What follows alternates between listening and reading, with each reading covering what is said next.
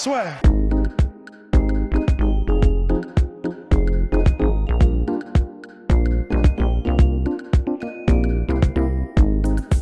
Bonjour à toutes et à tous, bienvenue dans le podcast La Sœur avec Taylor Lapillus, que l'on attendait depuis bien quasiment 2 ans maintenant. 2 ans? Non, arrête, non. On a fait une interview tout récemment là. Peut-être, tout récemment, j'abuse un peu. Non, c'était en mais... janvier 2018. T'es sûr? Non, Ouais. 2019. Ah non, non. J'ai le souvenir qu'on ait fait une interview qui était même pas prévue d'ailleurs, comme à ton habitude, ce dit en passant. Non, non, Et non. qui était en bas au rez-de-chaussée. non. Si, c'était pas au mois de janvier 2018. Non. Bon bah, bien. C'était peut-être en janvier 2019, tu te trompes de 12 mois. Non. Pas très grave, hein. Voilà. On n'est pas à 12 mois près. Bref, parce que de l'eau a coulé sous les ponts, monsieur Ouais. est maintenant un entrepreneur accompli, Accompli, un non. coach de personnalité, coach particulier, également analyste pour RMC Sport, mais ça RMC fait Sport. un petit moment. Ouais, ça fait Voilà. un moment que je fais ça. pour RMC Et puis Sport. accessoirement quand même combattant pro de MMA, donc la question finalement que tout le monde se pose, et à laquelle tu apportes une réponse parfaite, c'est finalement il y a une vie après l'UFC, et surtout quand on est aussi jeune. Parce que- Effectivement, il y a une vie après l'UFC. Ce qui s'est passé avec l'UFC, ça a été très difficile. Hein. Pour rappel, début 2016, je finis sur une victoire à l'UFC. Je suis à 3 victoires pour une défaite. Par En toute décision en logique, plus. Ouais. En toute logique, je suis censé signer. J'apprends début janvier 2017 que non, je ne re-signe pas. Dans la même semaine, ou peut-être la semaine d'après, mon sponsor principal qui est Reebok me lâche. Bon, autant te dire qu'en 1 mois, ta vie change. Quoi. Tu passes de combattant professionnel sous contrat avec l'UFC et sous contrat avec Reebok à rien. Donc, du coup, là, il faut être fort mentalement pour revenir de ça, parce que c'est un peu, c'est une désillusion. Ouais. Tu te dis, ok, pourquoi ça arrivait? Mes performances étaient pas mal, je pourrais faire mieux, effectivement, mais malgré tout, le boulot était fait. Donc, pourquoi ça se passe comme ça? Après, il y a l'ego qui prend les choses en main en disant bah, je ne mérite pas ça, ça ne devait pas se passer comme ça, etc. Tout ce qu'on sait. Et puis, ensuite de ça, il y a la motivation, la volonté qui, elle, reprend les choses en main aussi, et en se disant ok, bon, d'accord, c'est peut-être pas cette fois-ci, peut-être que c'était pour une raison. En attendant, je ne vais pas baisser les bras, je vais continuer à travailler. Et je vais revenir de cette épreuve la plus forte. Donc, ça a mis des choses en lumière. Mais t'as eu les réponses, toi, par sur exemple, ce... j'ai pas forcément. Donc, ce que ça a mis en lumière, c'est que, au final, ta vie professionnelle peut changer en 1 mois. Complètement. Donc, du coup, je me suis dit, ok, il faut que je trouve un moyen de diversifier mes activités et pas tout focaliser sur ne pas avoir un seul point d'ancrage, et pour pas partir en vrille le jour où il y en a un qui s'effondre, quoi. Donc heureusement, j'avais ma famille, ma femme, mes amis, et puis Fernand qui était d'un soutien énorme, qui fait qu'on a tout de suite rebondi, on a tout de suite été bien. J'ai pas eu la période où t'es là, t'es pas bien, t'es au bout du gouffre, parce que je pense que grâce à mon entourage, j'ai une capacité aussi à m'adapter aux situations qui fait que finalement, je m'en suis bien sorti. J'ai su tirer le positif de tout ça en me disant ok, voilà, j'avais que ça finalement. Et comment je pourrais faire pour faire autre chose, pour trouver une autre activité, pour malgré tout trouver une autre activité, mais quelque chose qui me plaît. Et surtout, aujourd'hui, t'es pas, on va dire, moins stressé, parce que c'est vrai que quand t'avais ça, t'avais pas toutes ces activités Non, extérieures. Et ouais, t'as pas tout ça, et le problème, c'est que, voilà, je l'ai vu, hein, je l'ai vécu. Quand ça se passe mal, t'es pas loin de la banqueroute, quoi. Je veux dire, ouais, c'est bien, t'es sous contrat UFC, et puis après, non, t'es plus sous contrat UFC, et ça va très vite. Au bout de 6-8 mois, on sait même plus que t'as été à l'UFC, quoi. Donc, je me suis diversifié dans ma vie professionnelle, j'ai ouvert d'autres pistes. Je suis bien content, hein, d'ailleurs, du coup, parce que j'ai trouvé d'autres pistes qui m'ont fait grandir en tant que personne, grandir aussi en tant qu'athlète, relativiser sur certaines choses. En même temps, sportivement, j'ai pas baissé les bras, parce que dans mon ADN, je pense être un combattant. Et du coup, j'ai juste recommencé le process, c'est-à-dire recombattre, regagner ceinture, etc. Essayer d'évoluer comme combattant, aller chercher peut-être le petit truc qui fait que j'étais pas assez spectaculaire pour rester dans l'organisation parce que il y avait pas de grosses bagarres quand je combattais ou il y avait pas de gros KO, de grosses soumissions, ce qui fait que finalement tu es juste un combattant comme les autres. Et aujourd'hui personne veut de combattant comme les autres, tout le monde veut voir un combattant où il se passe quelque chose et ça va être excitant, il va y avoir un truc. C'est un peu le business model de l'UFC, d'ailleurs de toutes les organisations. Donc j'ai compris ça, chose que j'avais pas compris forcément au moment où j'y étais. Et voilà, ça c'est pour toute la partie positive que j'ai pu tirer de ma sortie UFC. Maintenant on est en 2019. Je pense que voilà, je suis sur un chemin pas trop compliqué pour éventuellement re-signer dans un futur proche avec l'UFC. Après c'est pas entre mes mains, mais on verra. Parce que là, est-ce que toi aujourd'hui, donc ton objectif principal, c'est de revenir à l'UFC ou au contraire, parce qu'on a vu, tu as pris les ceintures au GMC et au TKO, donc tu as prouvé aussi que sportivement, tu peux aussi très bien exister en dehors de l'UFC. Est-ce que, on va dire aujourd'hui, c'est ton objectif principal ou au contraire, tu te dis, avec tout ce que tu as réussi à accomplir en dehors, finalement, c'était plutôt une bonne chose pour toi, d'avoir été cuté de l'UFC, puis qu'aujourd'hui, si ça se présente, tant mieux, et si ça se présente pas, tu vas continuer ton bonhomme de chemin. En fait, aujourd'hui, je pense que l'UFC, c'est pas une fin en soi, c'est-à-dire que tous les combattants, on va pas se mentir, ils veulent tous aller à l'UFC. C'est même pas nécessairement pour l'aspect financier ou pour tout ça, mais c'est juste ne serait-ce que l'exposition et le fait de dire je suis un combattant UFC, c'est la plus grosse ligue du monde, je suis un combattant UFC. Les gens, beaucoup au fil du sport, assimilent le MMA à l'UFC, c'est-à-dire qu'il y a des gens qui disent est-ce que tu fais de l'UFC, ça leur parle. Et cette puissance-là de communication que l'UFC a, elle séduit tous les combattants. C'est ce que les combattants veulent. C'est une espèce de réussite en soi de dire je suis combattant UFC. J'ai eu ça. J'ai été combattant UFC et j'ai vu ce que c'était. Aujourd'hui, je me couperai pas la main pour signer à l'UFC. C'est-à-dire que je pense faire le nécessaire. Je pense faire le boulot qu'il faut en ce moment pour y retourner. Maintenant, si j'y retourne pas, écoute, j'aurais fait ce qu'il faut, quoi. Je veux dire, ce sera pas de mon fait. Et voilà. En tout cas, le boulot de mon côté aura été fait. Ensuite, comme je te dis, je pense que vraiment, ça a été une bonne chose de sortir de l'UFC au moment où je suis sorti. Parce que en tant que combattant, j'étais pas prêt à aller loin dans l'organisation. Et je pense que si je devais re-signer là actuellement, je pense que mes perspectives d'évolution dans l'organisation sont beaucoup plus grandes qu'en 2015 quand j'y étais. Donc quelque part, ça m'a aussi fait grandir cette sortie. Je rebondis beaucoup sur la sortie. Voilà. Quelque part, ça m'a aussi fait rebondir cette sortie parce que quand j'ai signé, on ne m'attendait pas forcément. Il y a beaucoup de gens qui se sont dit il va rentrer, il va ressortir tout de suite. Puis t'es arrivé hyper jeune aussi. Je suis arrivé jeune, j'avais 22 ans. Donc les gens ils se disaient tous il va se faire déchirer quoi, tu vois, pour parler un peu plus franchement. Et j'y ai été, j'ai fait les combats que j'ai fait. Et donc les gens pourraient se dire ok, c'est injuste qu'il soit rentré. Et en sortant on se dit c'est injuste qu'il sorte. Complètement. Tu vois. Donc en fait c'est injuste, il y a que de l'injustice finalement quand on se dit non c'est injuste, il devait pas rentrer tout de suite, il y a des mecs qui méritaient plus. Mais là maintenant c'est injuste qu'il sorte parce que quand même il méritait de rester. Là la prochaine fois que j'ai envie de rentrer, j'ai envie que ça sonne comme une évidence et qu'on dise sa place elle est là, il n'y a pas d'autre place qu'à l'UFC. Donc encore une fois voilà, je fais ce qu'il faut. En tout cas je pense faire ce qu'il faut et j'ai pas la vérité ultime, mais je pense faire ce qu'il faut et on verra d'ici un combat ou deux. Oui, attention, parce que là, la question, moi, la seule question que j'étais là, l'autre question, et que tout le monde se pose aussi, on a reçu beaucoup de messages là-dessus, c'est que tu as vraiment, t'es quasiment parfait depuis ton départ de l'UFC, mais il y a eu ce fameux combat en Russie où là, c'était un peu le traquenard quand même. Et toi, pourquoi tu as fait parce que tu étais déjà champion du GMC, tu avais la première ceinture au GMC. J'étais champion du GMC, mais en fait, j'avais besoin d'activité, j'avais besoin de combat. J'aime combattre, comme tous les combattants. J'avais besoin d'activité, j'avais besoin de combat. Le GMC avait du mal un petit peu à me trouver des adversaires. Il y avait ce combat en Russie. Le mec était invaincu, donc ça continuait dans la lignée des combattants que j'ai eu, qui étaient... Quand tu regardes les combattants que j'ai eu depuis ma sortie à l'UFC, il y a eu 1, 2, 3... Sur 5 combats, j'ai combattu contre 4 mecs qui étaient invaincus. Et j'en ai un qui a eu 2 défaites contre Marlon Moraes qui a combattu il n'y a pas longtemps pour la ceinture de la catégorie.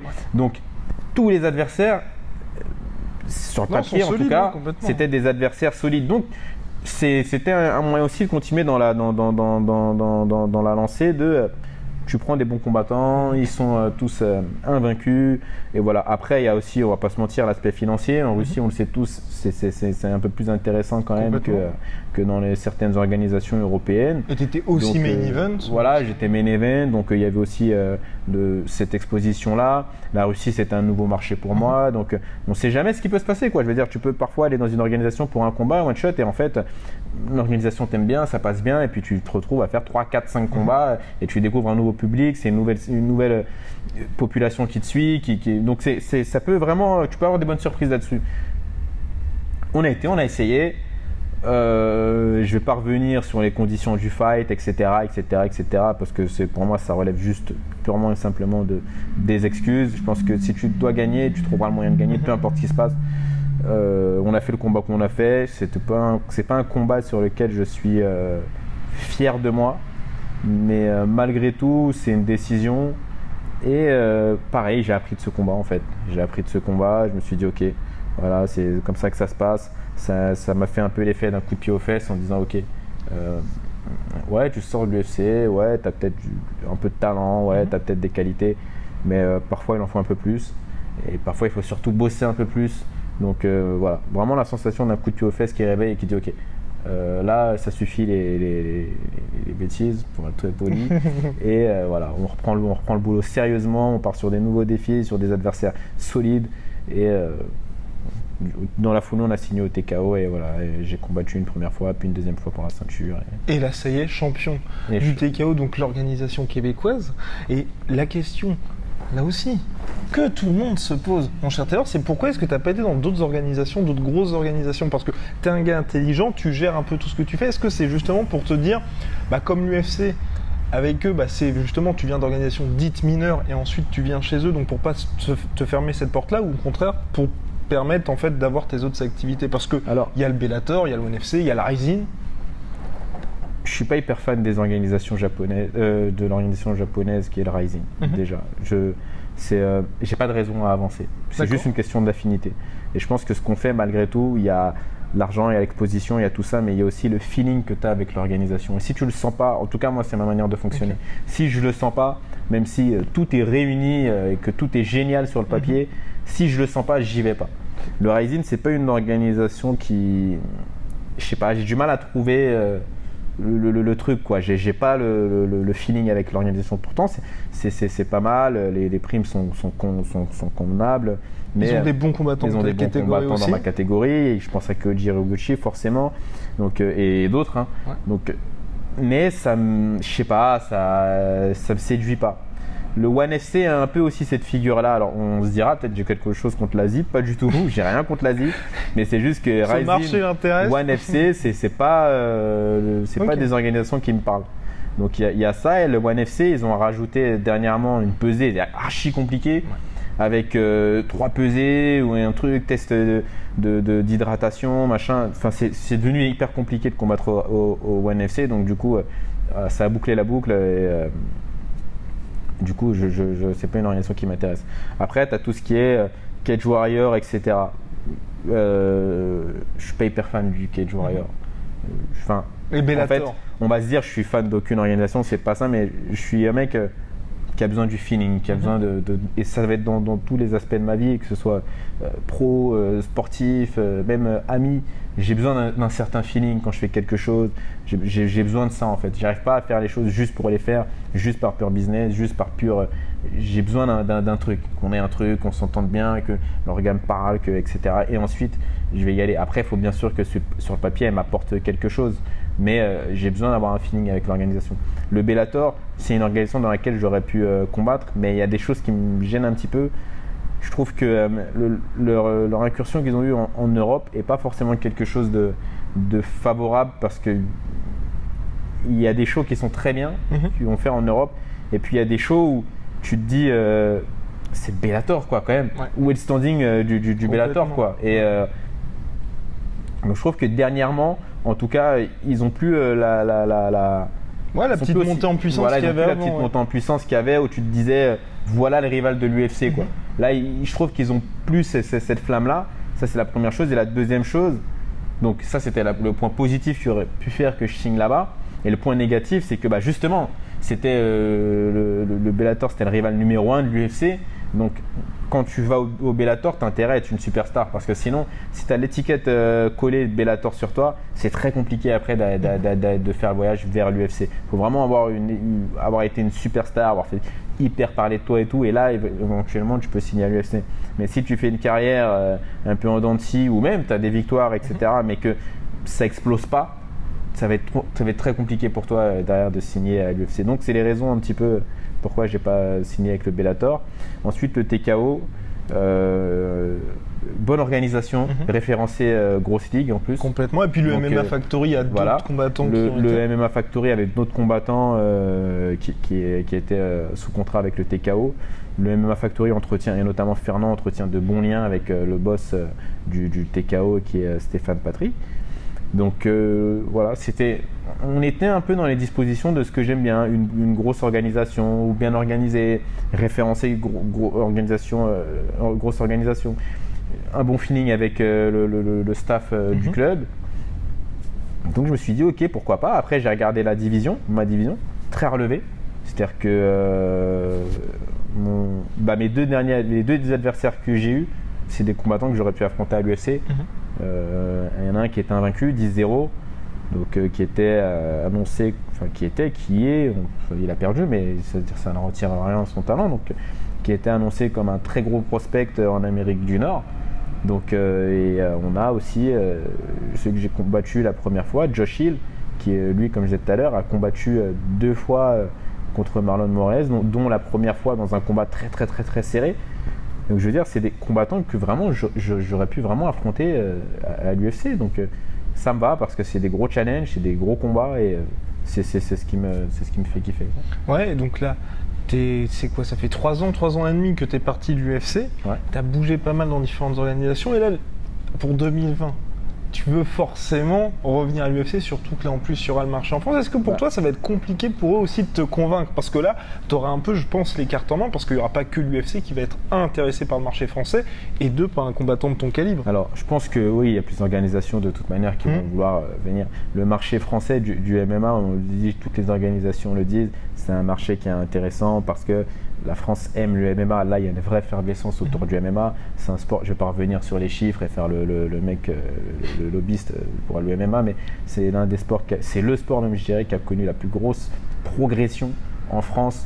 C'est juste énorme. Chaque année, c'est plus gros que l'année d'avant. Tout le monde commence à connaître. Il y a de plus en plus de gens qui s'intéressent à ce sport. On voit les enfants, on voit le public senior. Donc, je veux dire, il y a quelque chose qui se passe sur le MMA. Donc bien sûr, les organisations, nous on le voit, les organisations aussi le voient. Et je pense que ça va effectivement attirer du monde. Et bien sûr, on va pas se leurrer, l'UFC va être attiré. Après, pour revenir sur l'UFC plus précisément, je pense qu'il n'y a que l'UFC qui a les cartes en main. C'est-à-dire qu'ils ont prouvé, en plus avec le nouveau deal ESPN qu'ils ont, maintenant ils ont le pouvoir. C'est-à-dire qu'avant, un combattant pouvait dire ouais, je veux pas ce combat-ci, ou je veux tant pour ce combat-là, ou... Maintenant, ils ont inversé la tendance. C'est-à-dire que, en gros, c'est un peu, vous faites ce qu'on vous dit et puis c'est tout, quoi. Parce qu'on n'a plus besoin forcément des superstars. Bien sûr, c'est toujours appréciable d'avoir des grosses affiches, d'avoir des grosses stars, un peu comme Conor McGregor et tout, mais c'est plus leur créneau. C'est vraiment plus leur créneau. Ils accèdent plus aux petits caprices de diva que certains combattants pouvaient avoir avant. Ils le font beaucoup moins. Vraiment, ils ont récupéré le lead là-dessus. Donc, l'UFC, c'est eux qui décident en vrai. C'est-à-dire qu'ils peuvent arriver très bien en France demain et dire nous, Taylor Lapillus, il ne nous intéresse pas. Tu vois. Voilà. J'entends plein de gens dire ouais, non, mais c'est sûr, c'est obligé, ils vont le prendre et tout. Quelque part aussi, pour dire la vérité, si je devais attendre que l'UFC arrive en France pour me prendre, il y a une partie de moi forcément qui serait contente comme tout combattant parce que tu signes et tu as un contrat UFC, mais il y a une autre partie de moi qui aurait échoué en fait. Parce que j'aurais été pris, pourquoi? Pour le marketing, parce que je suis français, mais pas forcément, en tout cas pas en premier lieu, pour mes talents de combattant.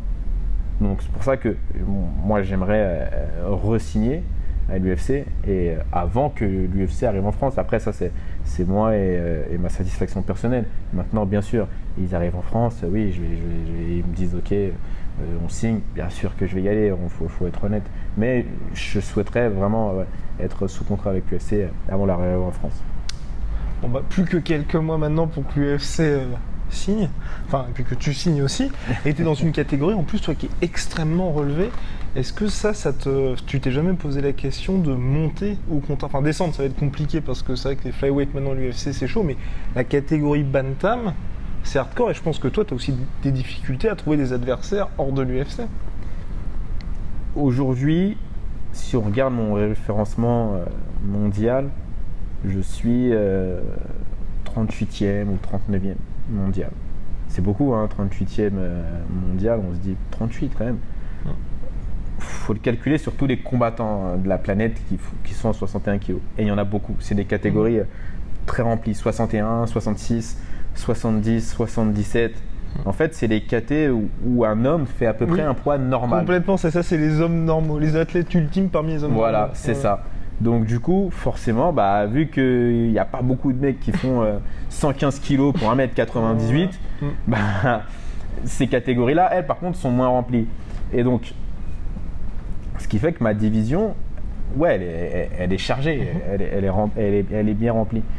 Après, quand je regarde mon référencement, c'est-à-dire que devant moi, c'est des combattants UFC, derrière moi, c'est des combattants UFC. Donc, non, sincèrement, le mec derrière moi, il est à l'UFC, le mec avant moi est à l'UFC.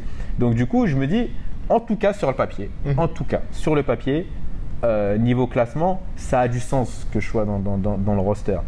Après, je jette un coup d'œil de par le fait que je sois combattant et puis aussi le fait que je sois analyste et que je travaille pour RMC. Forcément, je me dois d'être toujours au courant des nouveaux combattants qui arrivent, des nouveaux trucs, enfin, tu vois, d'avoir l'info. Donc, je regarde le roster, je le vois évoluer, je regarde comment les combattants qui commencent à tirer leur épingle du jeu combattent. Quels sont les nouveaux physiques un petit peu aussi qui sortent un peu plus du lot parce qu'il y a aussi tout ça. Je regarde comment la division évolue progressivement. Et pour être très honnête avec toi, je me dis mais il y a quelque chose à faire. Que monsieur est dans une catégorie où il y a vraiment beaucoup de monde. Et toi, est-ce que là tu te dis aussi, peut-être que quand l'UFC va revenir, tu n'auras pas, on va dire, cette peur, mais tu vois, pas intérêt à accepter tous les combats parce que l'UFC va peut-être se dire qu'aujourd'hui, tu es un combattant accompli, tu n'es plus le jeune de Taylor Lapus de 22 ans et que direct, ils vont t'envoyer, on va pas dire au casse-pipe, mais non, tu vois. on y va, pas de problème. Pas de problème. J'ai perdu du temps, je suis sorti de l'UFC, j'ai combattu ailleurs. J'estime malgré tout, même si ça a été formateur pour moi, mais j'ai quand même perdu du temps. Je suis sorti en 2016, on est en 2019, c'est-à-dire que si je signe en 2020, ça fait 4 ans. J'ai été 4 ans hors de l'organisation. J'ai plus envie de perdre de temps en fait. Et même pour moi, hein, c'est-à-dire que j'ai plus envie de perdre de temps. Ça passe ou ça casse. Ah oui, c'est en mode tu vas savoir vraiment où t'en es. Ça passe ou ça casse. On attaque. Je préférerais franchement en plus, je suis le genre de combattant qui se révèle face au défi. Donc je préfère largement qu'on me mette tout de suite du dur et j'irai chercher le meilleur de moi-même pour pouvoir remporter les combats, etc. plutôt qu'on me mette des mecs, on me mette le fin fond du roster et en plus c'est contre ce genre de gars-là que tu fais des contre-performances quoi. Donc je préfère vraiment que à chaque combat ce soit une finale de championnat du monde et les finales on les gagne. Donc je préfère largement ça. Et comme ça on avance, on perd pas de temps, on avance, on y va, ça passe ou ça casse. Et quel genre de mec là t'inspire dans cette catégorie? Parce qu'il y a un peu tous les styles, ça qui est bien en plus en bantam, c'est que bon, certes t'as Cerudo qui est champion mais il a fait un seul combat, mais sinon t'as de tout. Vraiment. Cerudo est assez compliqué quand même, son striking il s'est vraiment amélioré, sa lutte. Et puis mentalement, c'est dingue. Ah ouais? Parce que moi personnellement le combat, je pense que toi aussi tu l'as bien suivi, le combat contre Moraes, à la fin du premier round, je pense que personne n'y croyait pour lui. Le truc, c'est que Moraes, il a été généreux dans le volume de frappes qu'il a envoyé. Il aurait pu faire le même genre de combat, beaucoup plus stratégique, avec un peu moins... Et tu penses qu'il a vidé le gas tank Exactement, c'est ça. C'est que Moraes n'avait pas prévu que ça dure autant. C'est judo, il n'y arrive pas. Hein. D'une autre manière, tu as vu le combat. C'est judo, au début, il n'y arrive pas. Complètement. Et après, progressivement, il sent que ça descend. Et il sent que ça descend, lui il monte, et puis il commence à se dire, mais en fait, il y a quelque chose à faire, il y a moyen. Et il y arrive. Mais c'est comme ça que ça s'est joué. À la fin, c'était qui a le plus envie de gagner. Et c'est judo, il a eu envie de gagner. Mais je veux dire, quand tu es dans un combat, que c'est dur, et qu'à un moment donné, tu sens que les choses elles commencent à vriller, mais t'as pas besoin d'être très fort mentalement en fait, ça galvanise n'importe qui. Puisque tu sens, tu vois, t'es comme un loup qui a l'odeur du sang, tu te dis ok là il y a quelque chose à faire. Donc il a mis les bouchées doubles et il a conclu. Mais tu te dis pas qu'il y a aussi, parce que moi ce qui m'a impressionné c'est qu'il a pas, on va dire, changé son style, mais tu as eu avec Toussaint et Captain America là, leur coach, et pareil avec Polo Borachniak, qu'il arrive à inculquer, Borachniak qui a pas du tout le même style, faut accepter de prendre des coups pour justement se rapprocher de l'adversaire et puis ensuite justement réussir à faire tout le taf. Et là on a vu, donc Paulo Costa contre Romero c'était ça, et Cerudo il a quand même pris, il a pris énormément de coups sur ce combat-là. Je suis pas fan de ces styles-là. D'accord. Très honnête. Déjà pour la longévité de ta carrière. Ouais, complètement. Sincèrement, hein. Ouais. C'est une vraie préoccupation pour moi. D'accord. De finir ta carrière avec toutes tes facultés. C'est pour ça que tu combats pas énormément aussi, c'est parce que tu penses à ça pour la suite. Il y a un peu de ça, mais il y a aussi le fait que faut préserver ton cerveau. Ouais. Ton corps n'est pas conçu pour faire du sport à haut niveau. Ton cerveau est encore moins conçu pour recevoir des coups dans la tête. Donc tout ça, toutes ces choses-là qu'on voit qui sont un peu où tu te dis bon c'est pas grave, j'ai pris un KO, c'est pas grave. Non, si, c'est très grave en fait, parce que le cerveau c'est un des organes qui ne se régénère pas. Complètement. Donc imagine-toi que j'ai plus les chiffres exacts, mais un footballeur quand il met une tête dans un ballon, il perd je ne sais combien de neurones. Alors je te laisse imaginer quand tu prends un coup de poing dans le visage et puis ensuite tu le multiplies par le nombre de coups que tu prends à l'entraînement, parce que un combattant par exemple comme moi, je prends pas énormément de coups dans un combat, mais j'en prends à l'entraînement. Ouais. Donc tu multiplies tant d'entraînement par tant de jours, par tant de semaines, par tant de mois, par tant d'années, plus tu rajoutes ce que tu prends, les traumatismes que tu prends dans la tête en combat, mais bien sûr, il n'y a pas besoin d'avoir fait école polytechnique pour savoir que c'est néfaste pour ton cerveau. Donc moi j'ai vraiment le viseur là-dessus pour dire ok, mine de rien, le MMA est un sport assez jeune. On sait sur l'anglaise les dégâts que font les coups à la tête, mais on n'a pas encore un recul assez nécessaire pour savoir qu'est-ce que font les frappes que tu vas prendre, la répétition dans la tête avec le MMA. On ne le sait pas encore, on n'a pas encore de vraie visibilité là-dessus. Du coup, j'ai envie de dire ok, je prends pas de risque. Est-ce que tu fais des ajustements par rapport à ça, à l'entraînement et en sparring notamment ? En sparring, c'est difficile parce qu'il faut que tu t'entraînes, il faut que tu spares. Forcément, le sparring, ça passe par prendre des coups dans la tête, ça passe par tout ça. Donc en sparring, c'est compliqué de ne pas prendre de coups.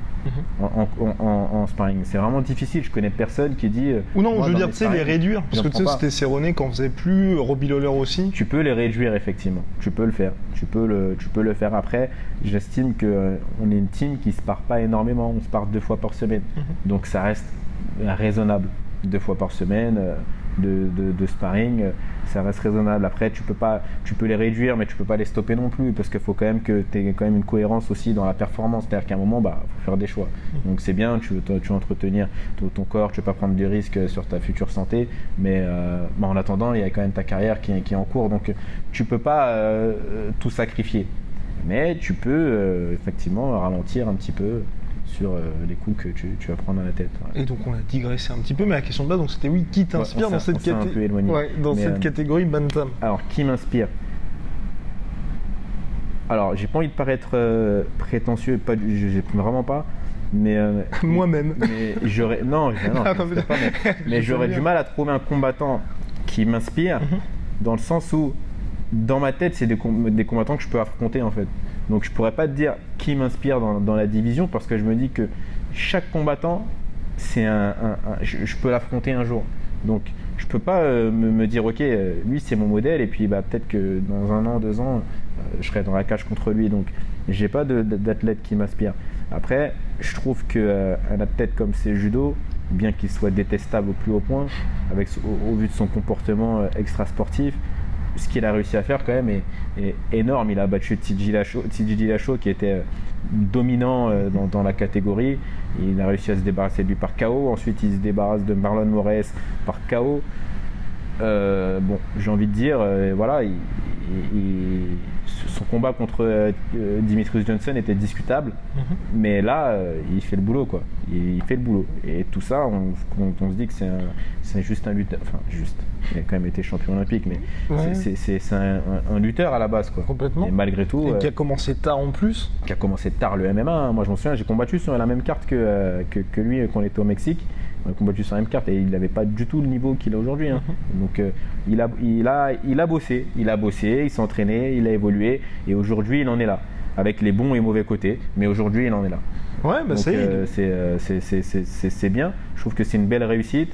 Je trouve qu'un combattant comme Conor McGregor forcément est une belle réussite, que ce soit business, sportivement, c'est une belle réussite aussi. Il y a des athlètes où tu te dis ils ont bien réussi. Un combattant comme Francis Ngannou, quand tu vois comment il a démarré, l'ascenseur social que lui a procuré le MMA, tu te dis aussi pareil, c'est une belle réussite. Après, est-ce qu'il m'inspire? J'irai pas jusque là, mais en tout cas c'est des belles réussites forcément.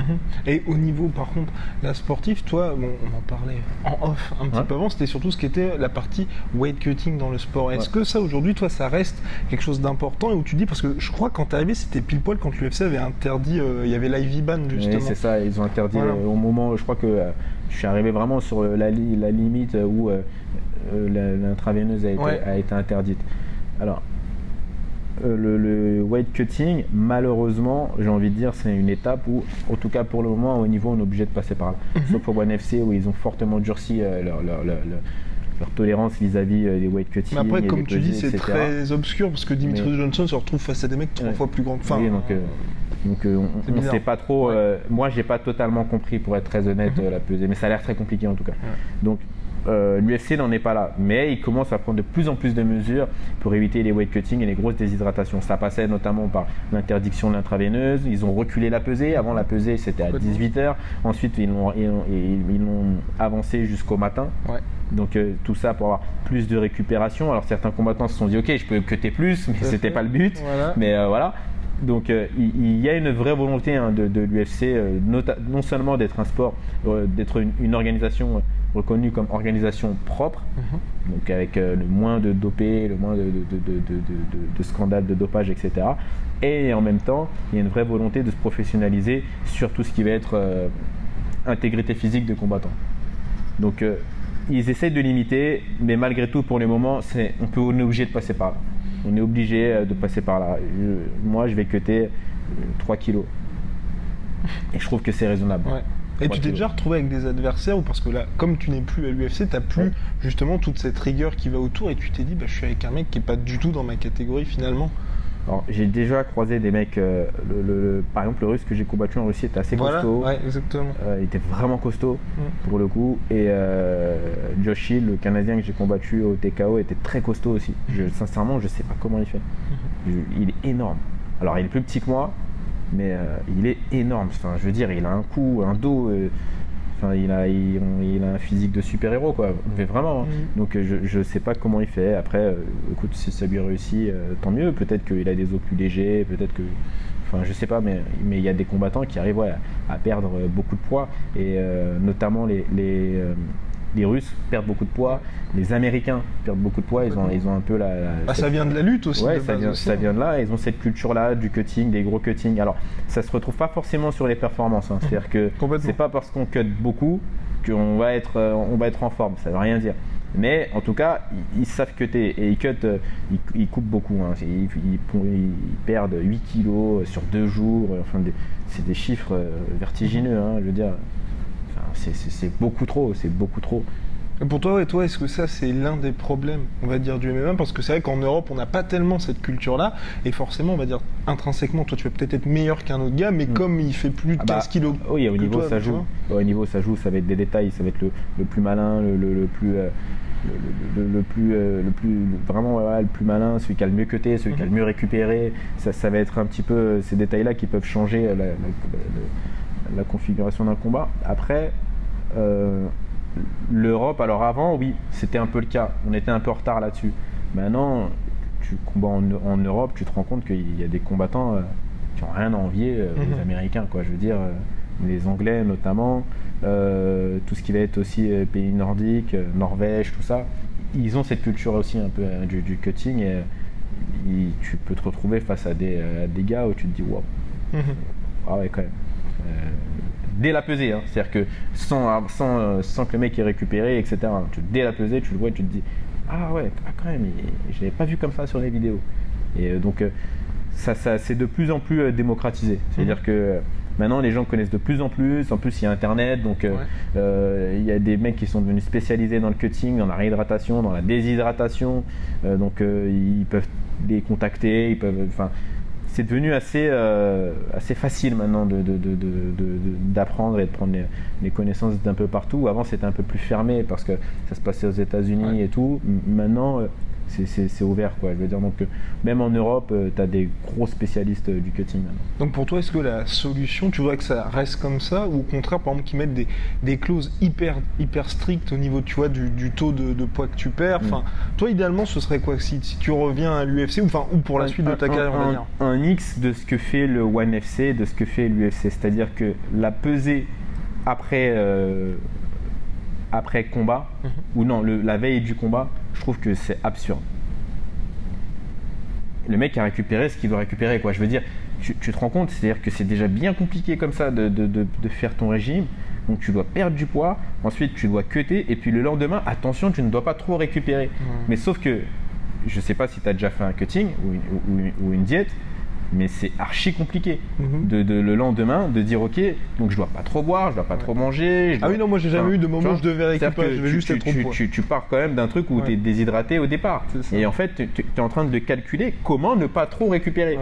Enfin, pour moi, c'est antinomique. Tu peux pas avoir ça. Tu peux pas dire ok, on est pour le bien-être des combattants. C'est-à-dire que et dire ok, le lendemain, par contre, on contrôle ce que vous avez. Effectivement, ça empêche d'avoir de trop gros déséquilibres de poids dans la cage entre les deux adversaires. Mais au final, ce qu'il faudrait comparer, c'est ok, faire une vraie recherche et se dire d'accord, on va pas peser après le jour du combat et on va voir combien les adversaires, on va les peser quand même, mais sans sanction. C'est-à-dire que ok, pour l'information, pour savoir combien ils ont d'écart. Maintenant, si on me dit qu'il y a 6 kilos d'écart entre les deux, là, à la rigueur, peut-être que ça prend du sens, mais je suis pas sûr qu'il y ait autant d'écart entre deux combattants. Donc du coup, je pense que c'est juste compliquer la vie des fighters. C'est mon avis. Attention, hein, peut-être qu'il y a des études que j'ai loupées ou des choses. Voilà, je veux vraiment pas faire monsieur je sais tout, c'est pas le cas. Mais mon avis, c'est celui-ci, c'est que dire au mec qui s'est pesé 2 jours avant, qui se pèse, et ensuite le repeser le lendemain alors qu'il combat le soir, je trouve que il y a une pesée de trop. Donc pour moi, ce serait ok, checker 2 jours avant, effectivement, comme ça évite les mauvaises surprises de jour de la pesée. Tu sais, hein, parfois, hein, quand le mec a 12 kilos 2 jours avant, il y a peu de chances qu'il soit au poids le 2 jours après, quoi. Donc ça, tu le sais. Ça, je pense que celle-là est bien. Je pense que même on pourrait même en rajouter une troisième, par exemple sur l'UFC où ils ont des fight week qui commencent le lundi, mardi, une pesée là, une pesée le mercredi 2 jours après, et puis la pesée du vendredi normal. Ça, pour moi, ça a du sens parce que tout au long de la semaine, tu suis effectivement la déshydratation du gars et tu suis le poids qui descend. Et comme ça, au moins, pareil, t'es fixé. C'est-à-dire que si le lundi, le mec arrive avec 15 kilos, tu peux tout de suite lui dire tu ne combattras pas vendredi et annuler le combat. Les fans, eux, seront déçus, mais c'est pas la même déception que quand on t'annonce une pesée loupée et un combat annulé. Exactement. C'est pas la même chose pour le fan. Donc, je pense qu'on pourrait le faire comme ça. Mais une pesée après la pesée officielle, pour moi, ça n'a pas de sens. Et voilà. Parlons de sujets un petit peu plus légers cette année. Dans tous les combats que tu as vus ou que tu as commentés, quels sont ceux qui t'ont, on va dire, marqué? Où tu t'es dit, ça, je vais pouvoir piocher, ou tu as été impressionné par les ajustements Qu'est-ce que tu retiens, finalement, pour l'instant? Voilà, donc des combats où j'ai été impressionné. Alors, pas cette année. C'était pas cette année, mais il y a un combat qui m'a impressionné. C'est le combat de Ryan Hall contre Gray Maynard. Ah oui, ok. Ouais. Je sais pas, tu te souviens de ce combat? Ouais, complètement. Et la stratégie est ouf. D'accord. Tu te rends compte que en fait, sur le papier, tu mets Gray Maynard, tu mets Ryan Hall, tu te dis ok, ça peut pas bien se passer pour Ryan Hall. Après, c'est vrai que Gray Maynard est quand même sur la pente. Il est quand même il est sur la pente descendante, et puis tu as Ryan Hall qui est très très fort au sol.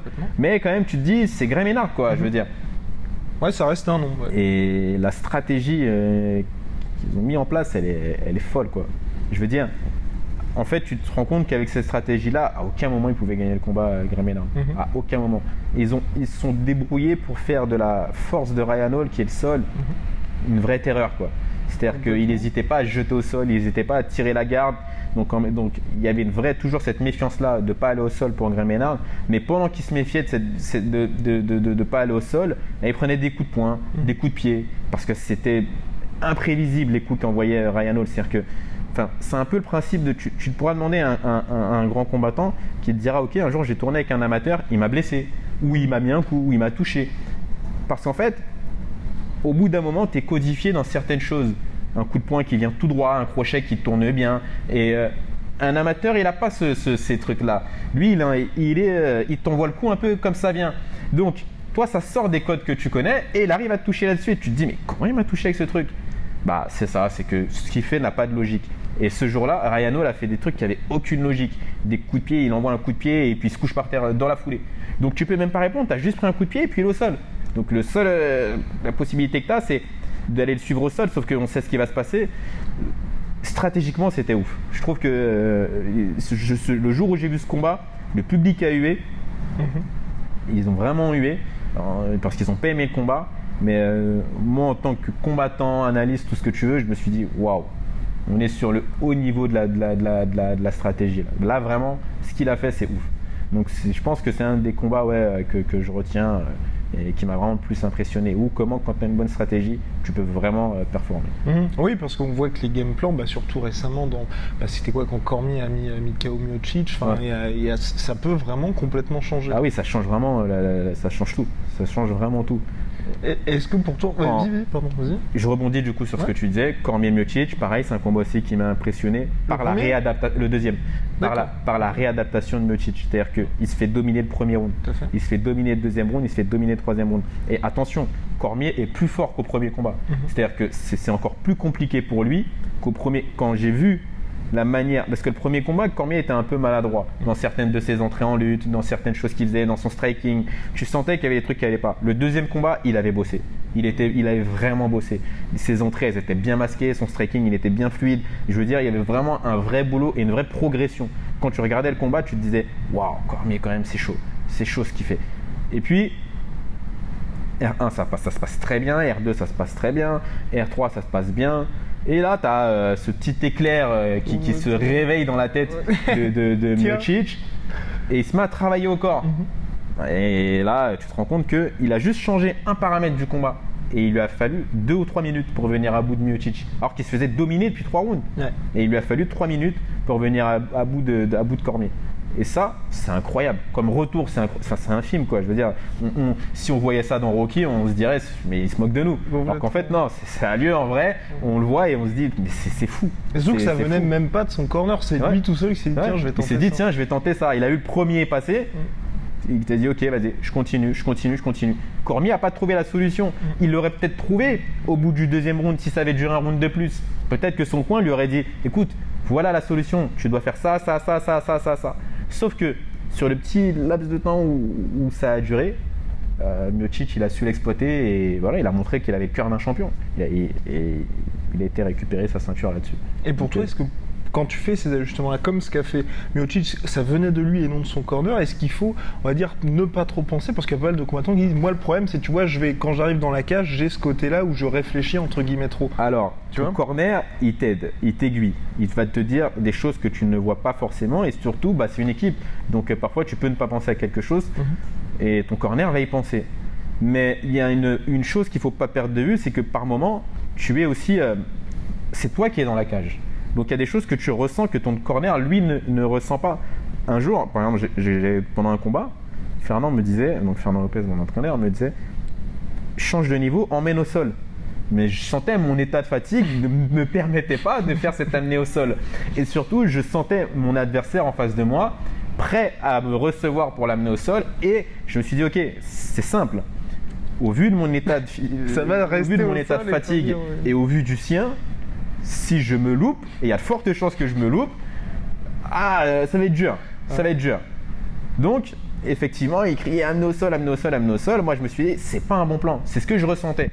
Peut-être que j'aurais attaqué, et puis j'aurais emmené au sol, et ça aurait été cool. Mais c'est pas ce que je ressentais sur le moment. Donc j'ai préféré ne pas me au sol, gérer le round et je me suis dit ok, le round d'après, je vais me rattraper et je ferai la différence sur le round d'après. Pas super, voilà. Taylor Lapus qui ne vient qu'une fois tous les 2 ans au podcast Assure, mais à chaque fois, c'est la masterclass. Non. Merci beaucoup Taylor. Merci à toi pour l'interview. C'est vrai qu'on s'est pas mal loupé, on s'est carrément donné rendez-vous même pour pouvoir faire l'interview d'aujourd'hui. C'est toujours un plaisir d'être on fait ça quand l'assure avec Monsieur Guillaume Dussault. Est-ce que je fais bien là? Ouais, très bien. Alors, tu sais quoi, je voulais pas le dire à la caméra, Monsieur Patate, mais bah voilà, et mon Monsieur Patate. Donc, tes auditeurs ne comprendront pas pourquoi je t'appelle Monsieur Patate. Non. Donc, il faudrait que tu te rases le crâne une nouvelle fois, que tu laisses repousser ta moustache. Voilà. Et comme quand on s'est rencontrés, en fait, finalement. Et là, tu retires ta casquette, tu fais une photo et je suis sûr que tout le monde comprendra pourquoi on t'appelle Monsieur Patate. Mais nous éviterons, voilà. Bon, en tout cas, merci à toi, ça fait plaisir, c'est toujours un plaisir de discuter avec toi. Très bien, super. Soit.